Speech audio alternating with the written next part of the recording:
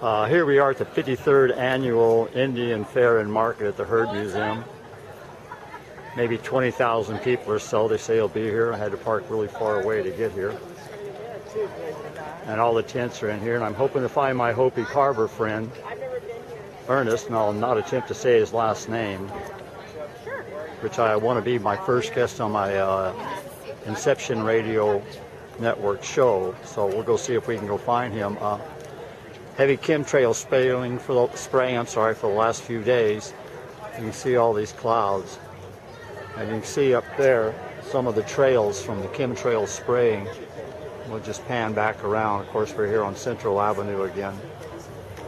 So we'll just go see what we can find around here. So, as I always like to say, God bless and enjoy.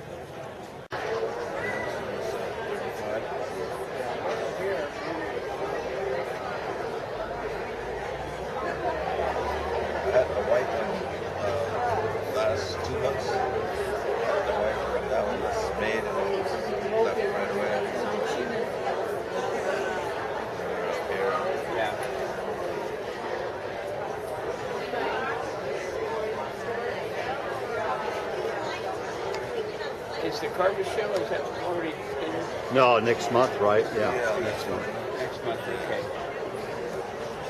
Not as many bigger crowds either.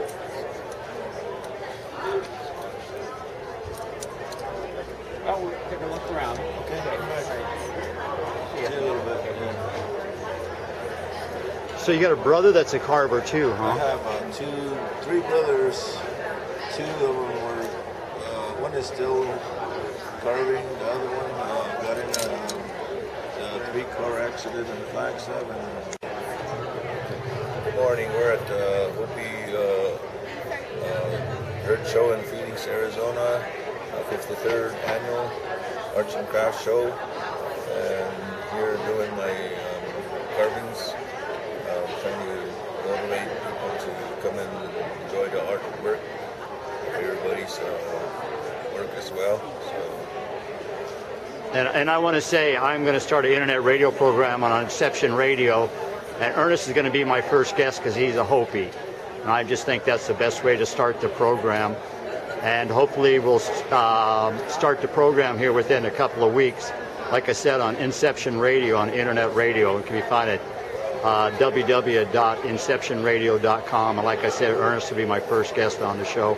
And Ernest lives up on the Hopi Reservation in the community of what now? That's correct. We're from the village of Kachinas, that's in northern Arizona, and that Third Mesa.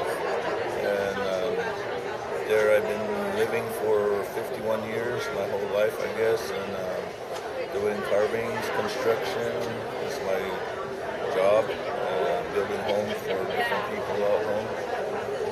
And is that town in Tuba City down on the river? Oh, it's about 50 miles north where we live, and it's mostly sand hills. And up on Third Mesa then. Oh, okay. Yeah, in the river there. Oh, okay. Mesa.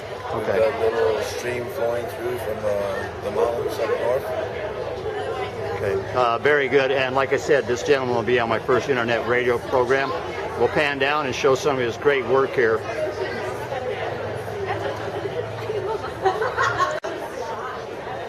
Okay. Okay, here we got the bear Kachina. He's known for his healing powers.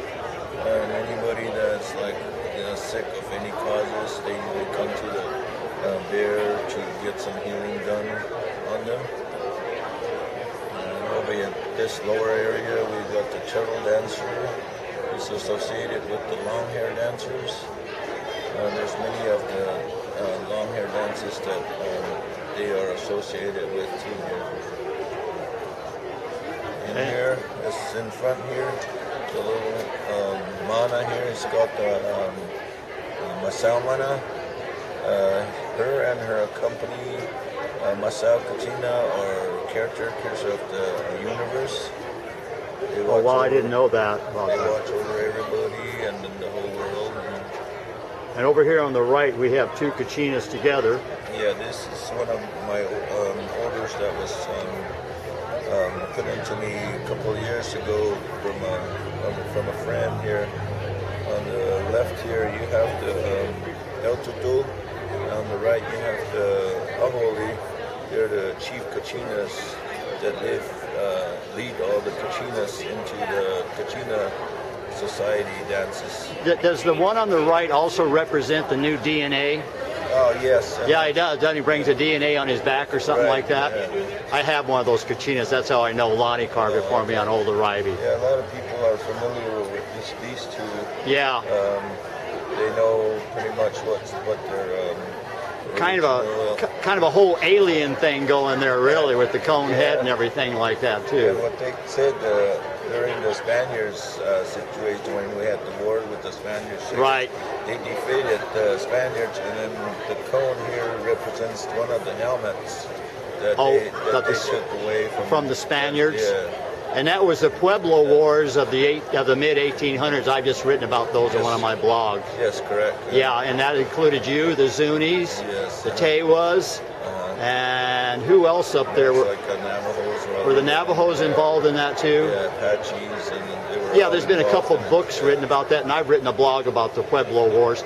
And believe it or not, there was a Pueblo War. I just wrote about it yesterday in my blog here in central Arizona, involving the Pimas and the Papagos and the Odotum tribes.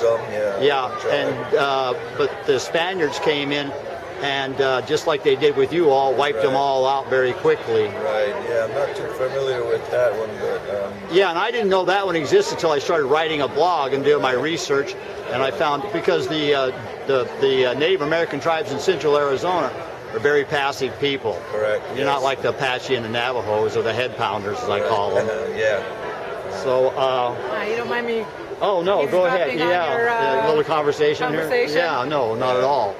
And so, yeah, and then they tried it again 10 years later, but they had a Spaniard as a leader. Correct. And then again, the Spaniards just brought more troops in, just like they did with you guys, and quelled them. Yeah, everything fell apart. Right. Yeah. So, yeah, once again, here we are at the Herd Museum. Like I always come down here and film things down here. And like I said before, Ernest here, my friend, is going to be on my first internet radio program on Inception Radio. It's going to be RD something. We haven't invented a name for it yet. So, God bless you, Ernest, and thank you for your time. All right. Thank you. Appreciate it. Okay. Bye-bye.